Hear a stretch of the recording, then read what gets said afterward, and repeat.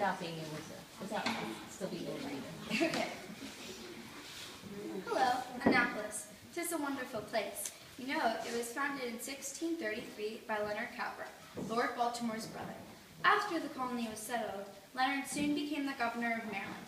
Annapolis had a strong economy and was a very important place because the Treaty of Paris was signed here, and that formally ended the Revolutionary War. Ah, yes, my story. I was born on the 17th of March in the year of 1750. Oh, my apologies. My name, Elizabeth Tayloe. I was born to John Tayloe and Rebecca Platter. I grew up on a fine mansion on a plantation in Virginia. I shared my time with my 8 brothers and sisters. I was never lonely at the plantation. When I was 17, I married Edward Lloyd in 1767, and my name from then on became Elizabeth Tayloe Lloyd. We lived at his father's plantation for 4 years, and one of my 7 children was born there. I was sick of plantation life and wanted a taste of the city. In our 4th year at the Y plantation, Edward's father died, and Edward came to a large fortune. Soon after, Edward was elected to General Assembly in Annapolis, and I thought that was the perfect time to move to the city. Edward was 27 when we went to Annapolis and found the right house for us.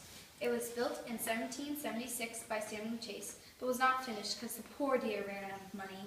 Edward made an offer of 5,000 sterling pounds for the house. We bought it, and Edward employed William Buckland to finish it. I always found the outside of the house to be just gorgeous. It had a hipped roof featuring salmon-colored Flemish bond brickwork. On the front of the house, there are 2 built courses, both bracketed cornice and dentiled cornice. On the edge of the roof, there are a total of 21 windows, 1 bullseye window, 1 fan window, 1 Palladian window, and 18 6/3 double-hung sash windows. Over the windows, there are jack or flat arches, and there are 2 chimneys, and can you believe the walls are 18 inches thick? Above the door, there is a pediment. The brass door knocker is in the shape of a charming little girl's head. On the left, there are 2 pilasters, and on the right, the same. At the bottom, there is gallery.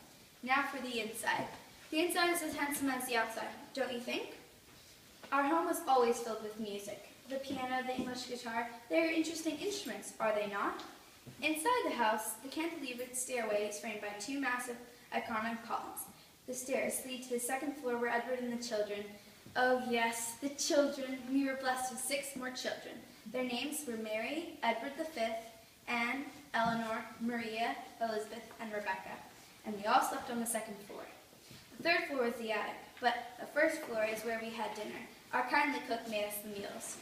The household also employed a housekeeper, a butler, 1 or 2 maids, a coachman, and stable boys.